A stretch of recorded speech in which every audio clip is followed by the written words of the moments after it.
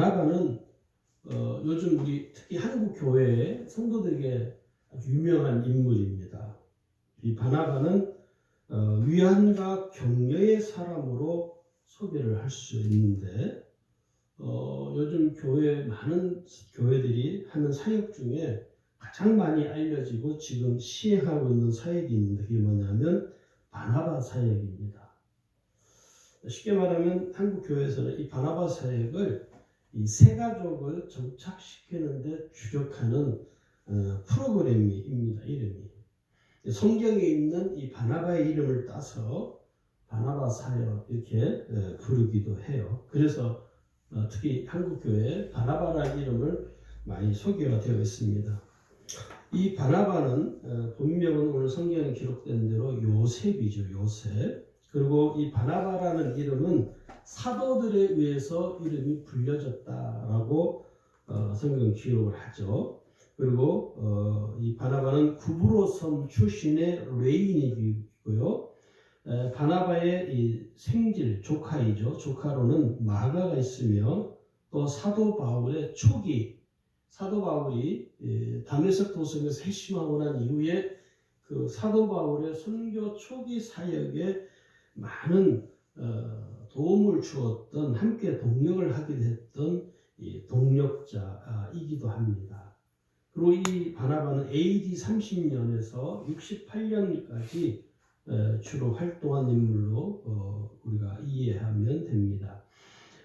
그리고 이 바나바는 예수님의 공생애를 두 눈으로 직접 목격하고 또 그 과정들을 함께 했던 인물이기도 합니다. 그리고 이 바나바는 베드로를 중심으로 한 예루살렘 교회의 그 공동체로서 또한 사도 바울의 전도 여행에도 함께 전도 여행을 수행했던 그리고 자신의 전도 여행을 하기도 하고 그래서 아마 이 시기에 아마 이 초대교회 가장 많은 역사를 누구보다도 가장 많이 생생하게 증언을 해주는 목격을 한 인물로 우리가 이해할 수가 있습니다.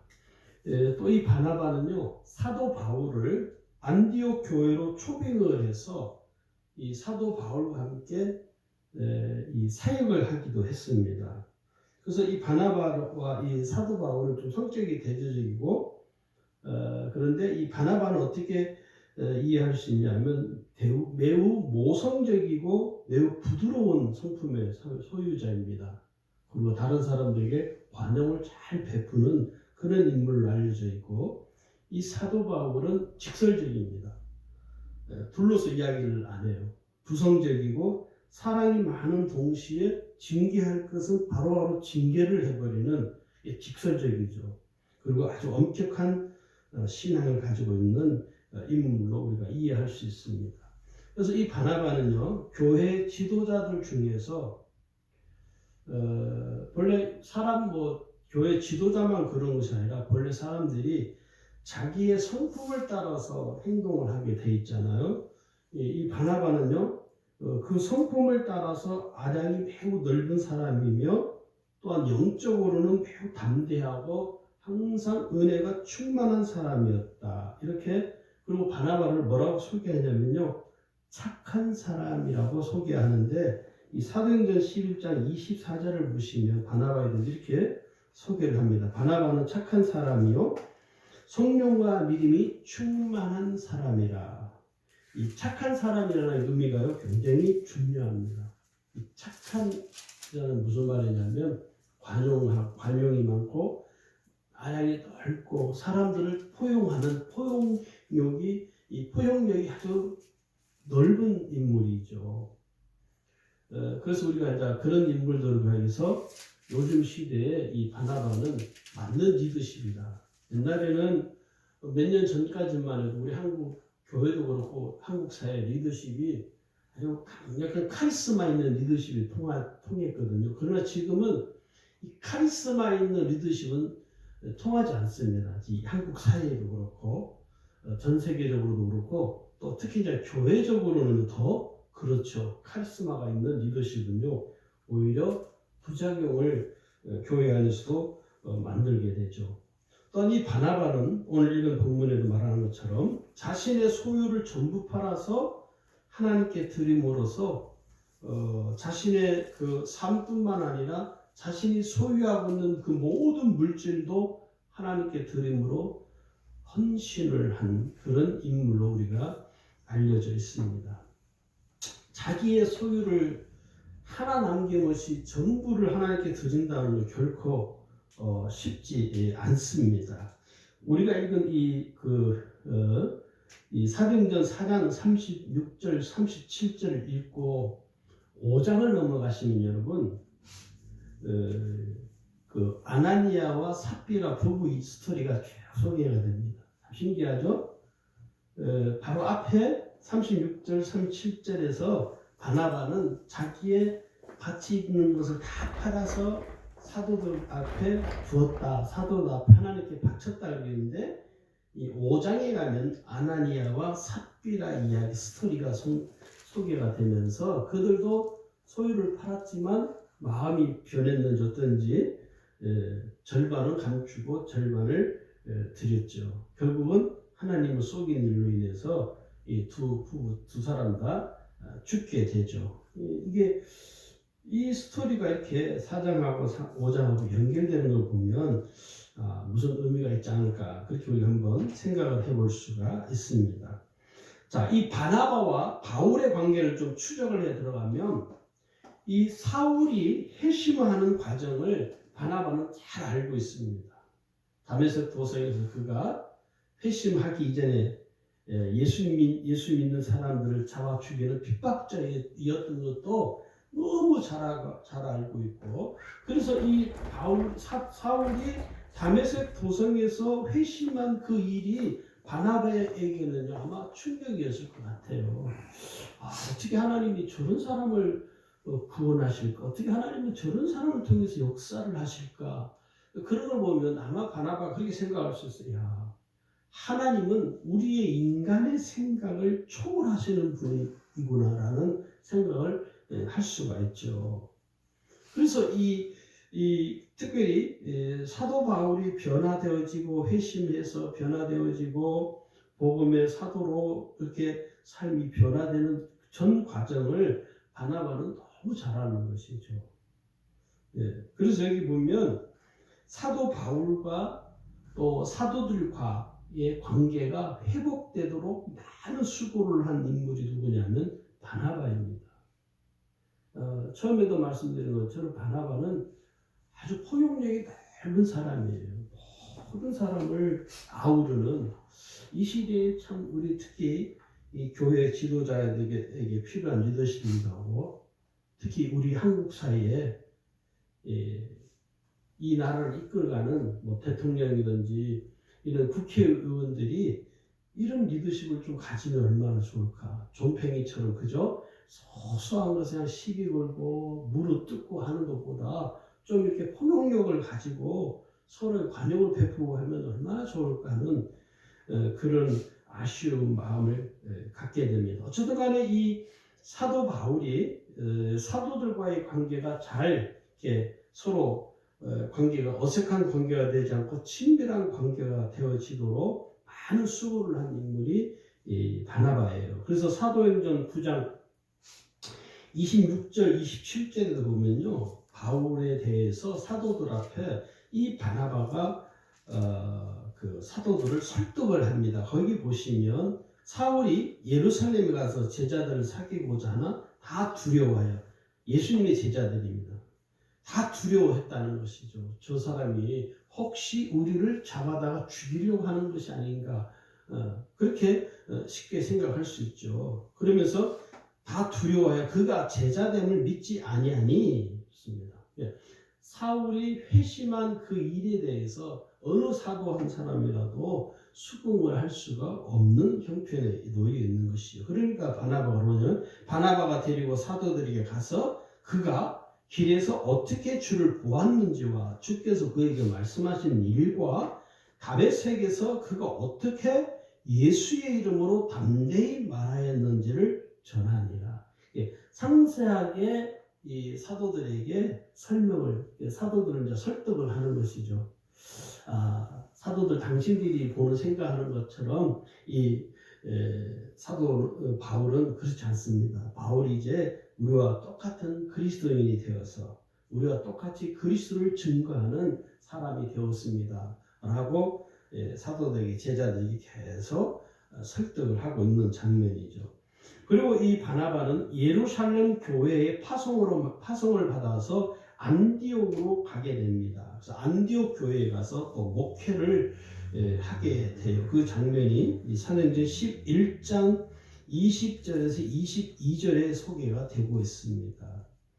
거기 보시면 22절을 보시면요. 수많은 사람들이 믿고 주께 돌아오더라. 예루살렘 교회가 이 사람들의 소문을 듣고 바나바를 안디옥까지 보내니 교회가 부흥됐다는 것이죠.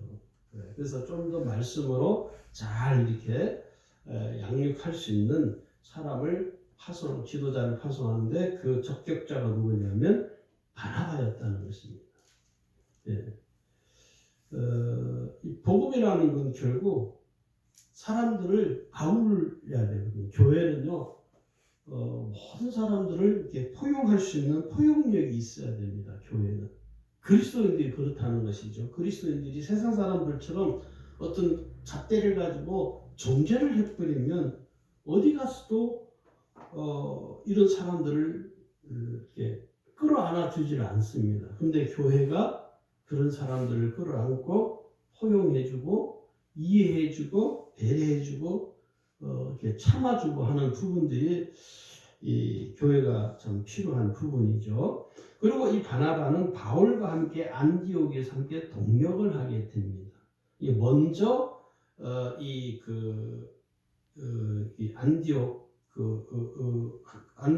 예루살렘 교회로 파송으로 말미암아 안디옥 교회에 가게 된 이 바나바가 사울을 찾으러 다소에 갑니다. 그 장면이 이제 사도행전 11장 25절에 있어요. 그래서 거기에서 바울을 데리고 와서 같이 또 안디옥에서 1년간 함께 또 이 목회를 같이 합니다.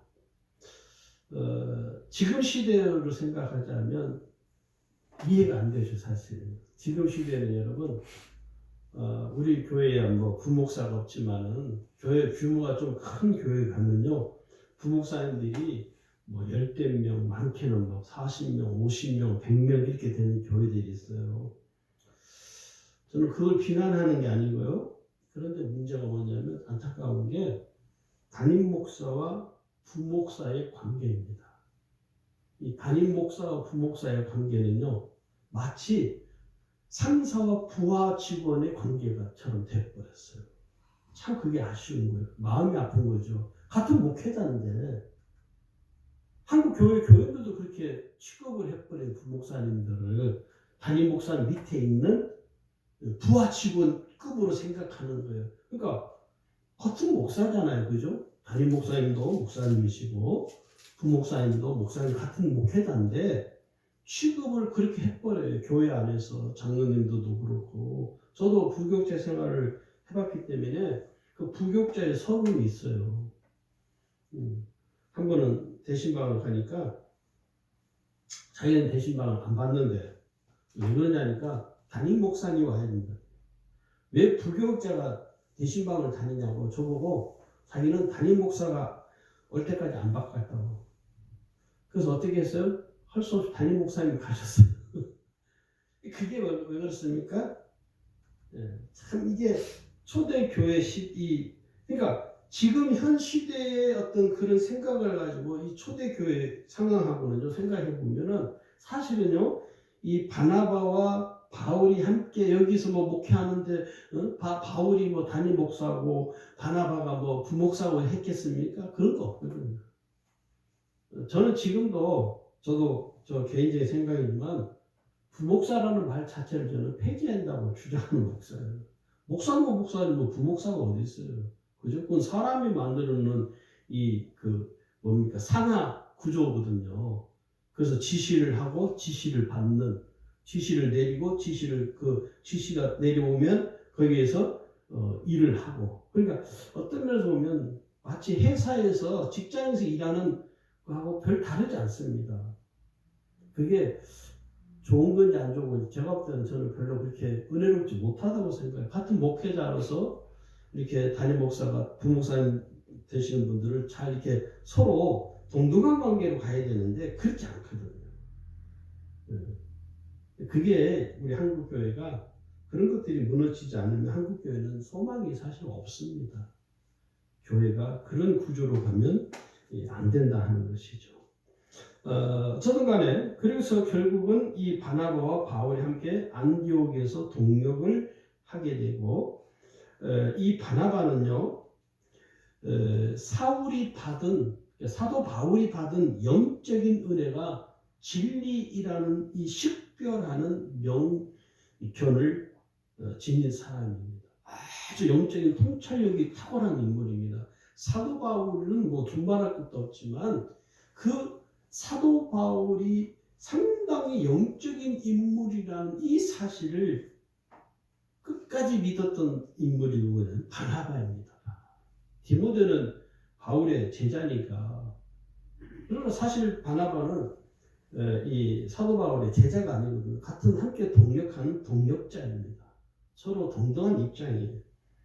그런 맥락에서 본다면 우리가 어떤 사람을 이렇게 볼 때 그 사람이 어떤 사람이 가지고 있는 어떤 은사나 또 그 사람이 가지고 있는 은혜들을 이렇게 인정해주고 그것을 이렇게 높여주고 하는 것은요 대단히 중요합니다.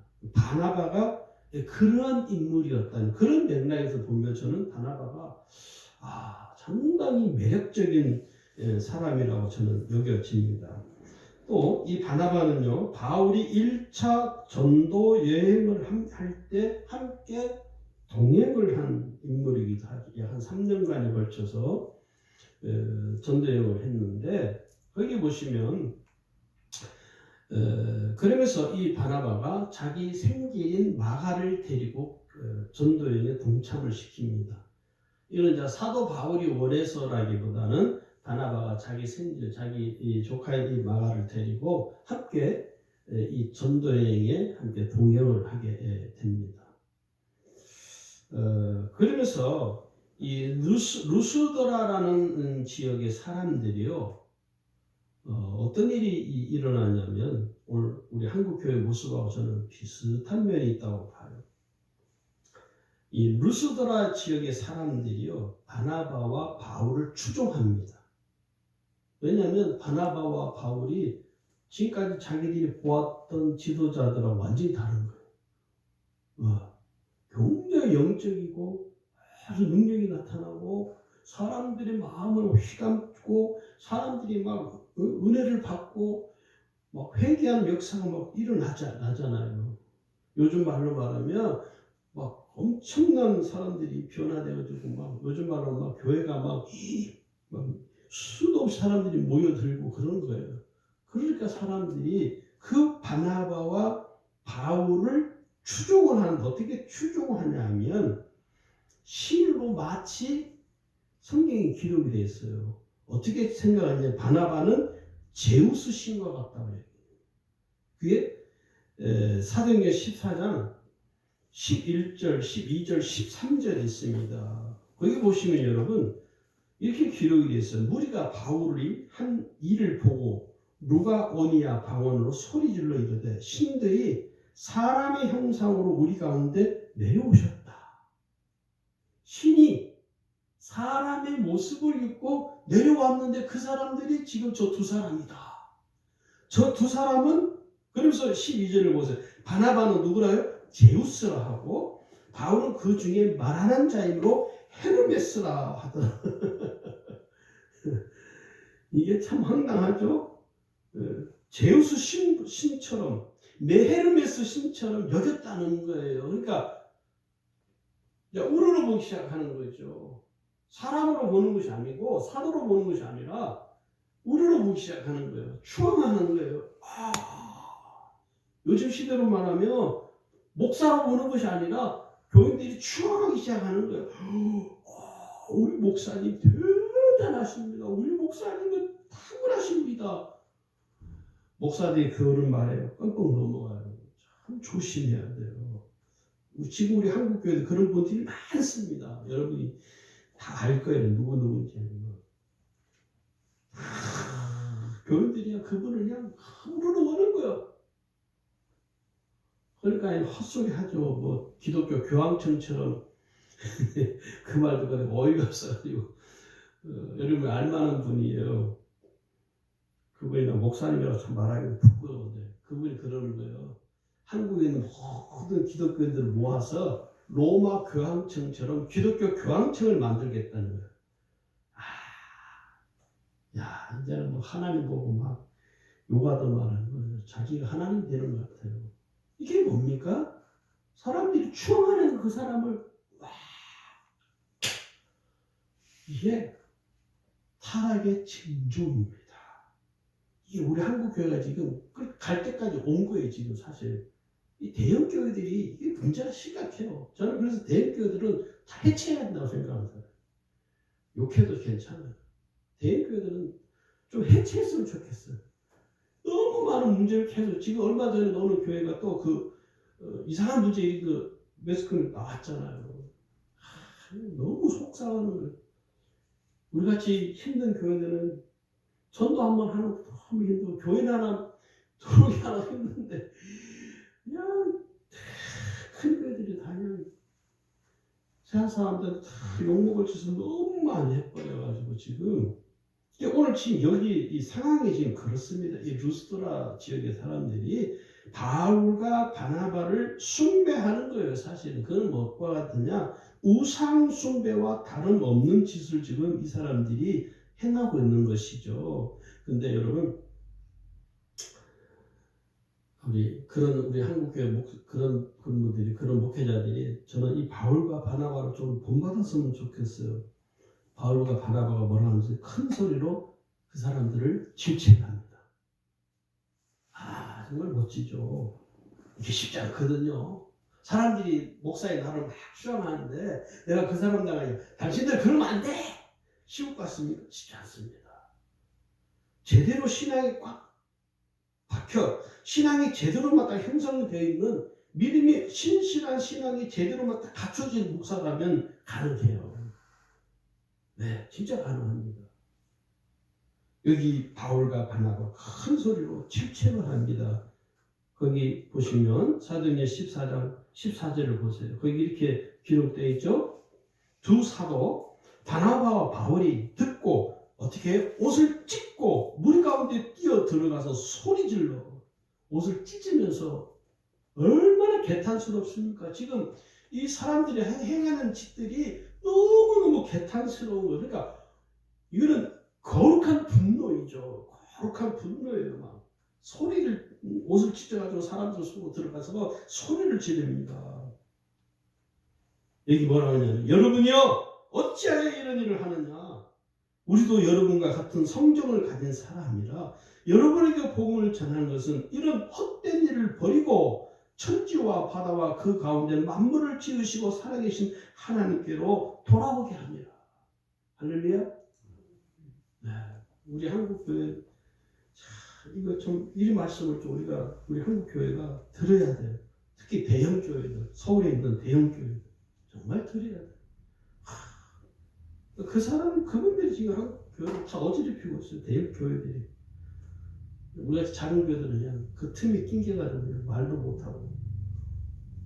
오늘 한국교회 성도들의 모습을 바라볼 때 정말 걱정스럽습니다, 여러분. 심히 걱정스러울 수 없어요. 저도요, 그런 분들 봤어요. 이 목사님. 응? 쉽게 말해서 교인들이 목사에게 대접을 하면, 하나님이 축복한다는 거예요. 여러분, 성경은 그렇게 말하지 않아요. 그것을 신앙이라고 말하는 분들이 굉장히 많습니다. 교인들이 목사한테 대접을 잘 해야 하나님이 축복하시지. 여러분, 하나님은 그런 하나님 아니에요. 저는 그런 것들이 참 좀 염려가 되는 거예요. 너무 위험한 거예요. 그 사상 생각들이 굉장히 위험합니다. 아무것도 아닌 것 같지만 그건요, 비성경적인 신앙이고 건강하지 못한 신앙입니다. 그것을 우리가 항상 경계를 해야 돼요. 할렐루야. 왜냐하면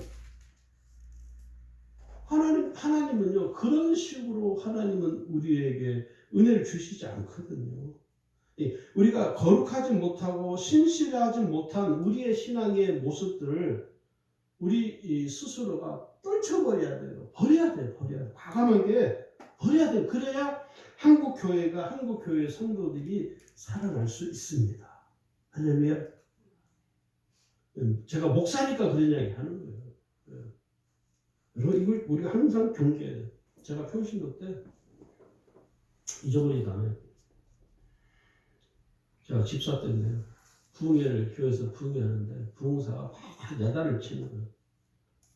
어떻게 말이야, 목사님한테 말이야, 목사님 대지고 그런 식으로 하냐고.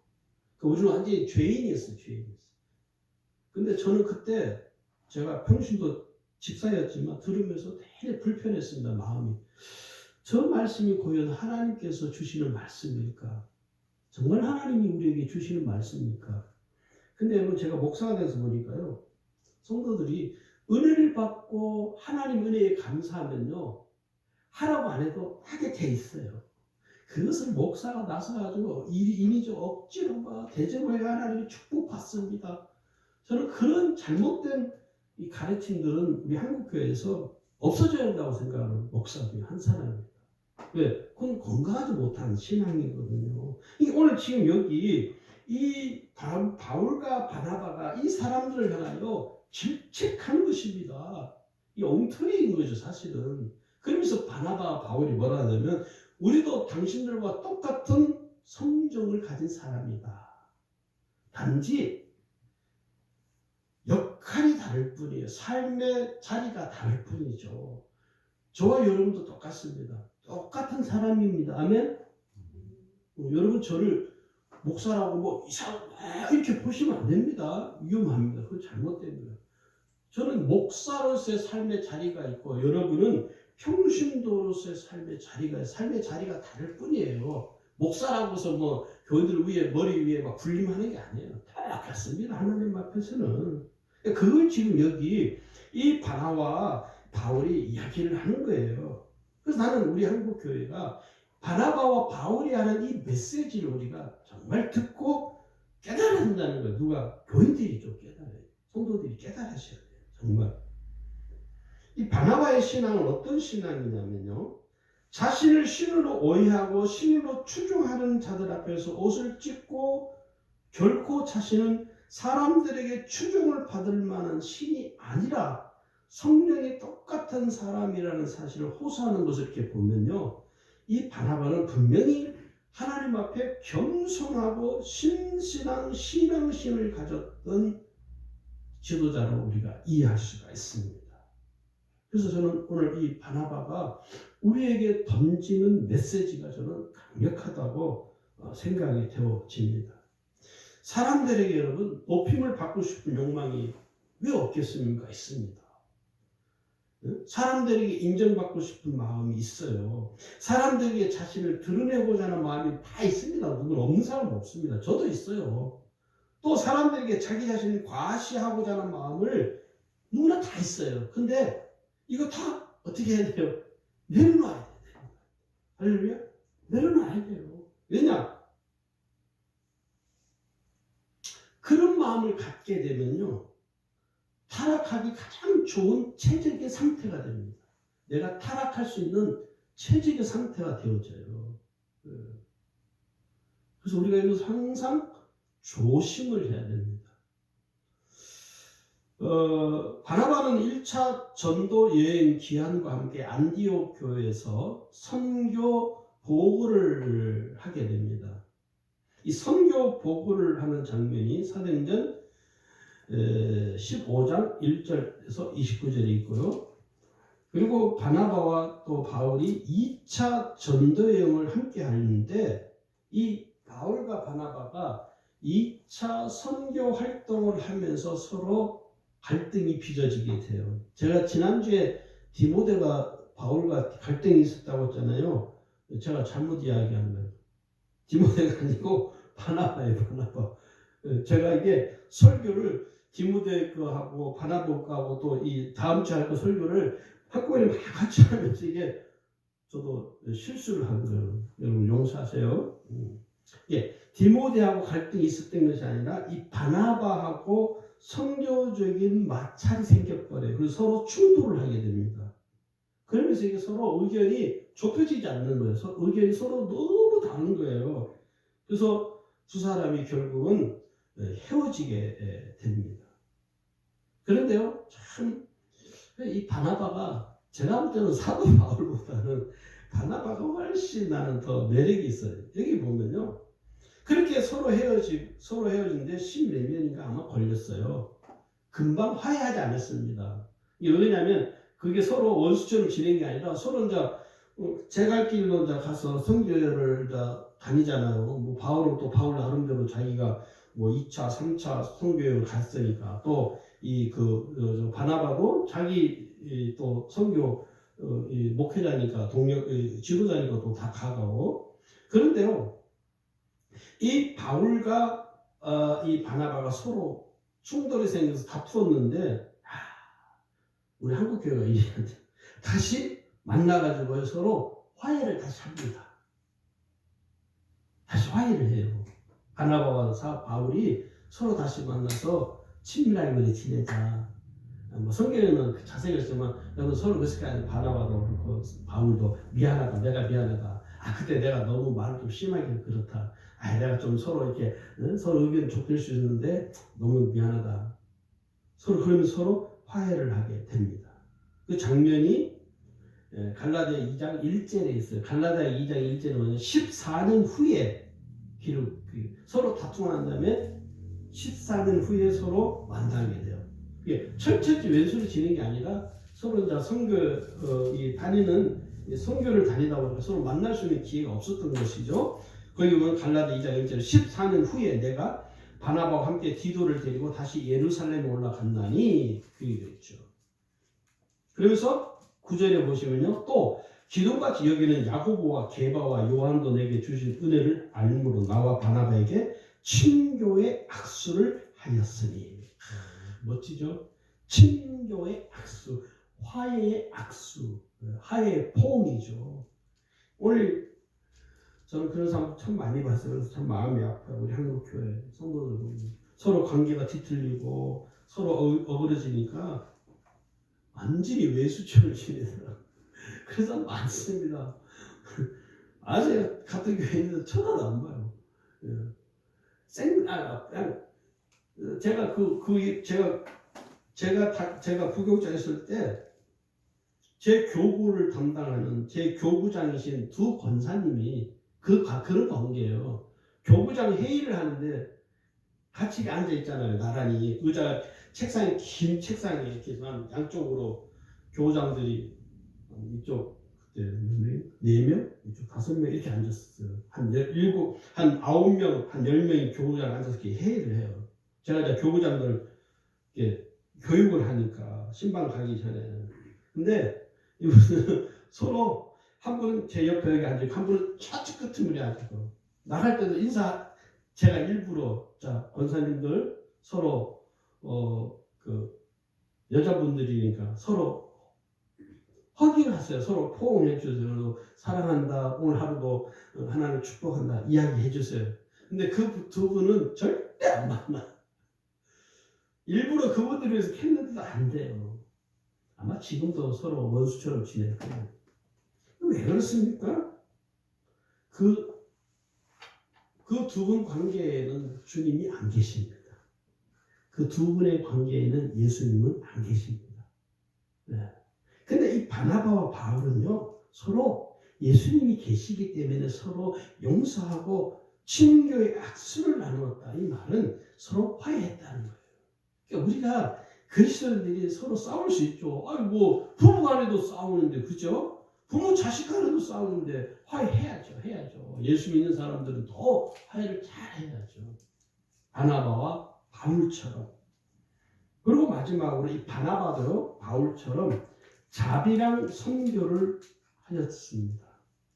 이 시대에는 다 자비랑으로 선교를 했어요. 자기 생업을 위해 또 선교하다가 또 먹을 것이 있고 하면 또 먹을 거 위해서 또 하기도 하고, 요즘 말은 이제 자비랑 선교라고 그러는데, 어쨌든 간에 저는 이 바나바가 우리에게 던지는 이 바나바의 그 삶이 우리에게 주는 메시지는 굉장히 묵직합니다. 예. 그리고 이 바울과 아까도 말씀드린 것처럼 바울과 바나바가 이 루스드라 사람들에게 책망하는 그 모습을 우리가, 저는 우리 한국 교회 성도들이 좀 깨달아야 되지 않겠나. 지금 이 시점에 와서 우리 한국 교회가 정말 깨닫고 한국 교회 안에 정말 주님이 계시는 교회, 주님이 안 계시는 교회가 되면 안 되거든요. 예수님이 계시는, 하나님이 계시는 교회로서 우리 한국 교회가 잘 건강하게 다시 새롭게 이 코로나를 통해서 새롭게 거듭나는 기회가 될 수 있기를 주의 이름으로 축원합니다.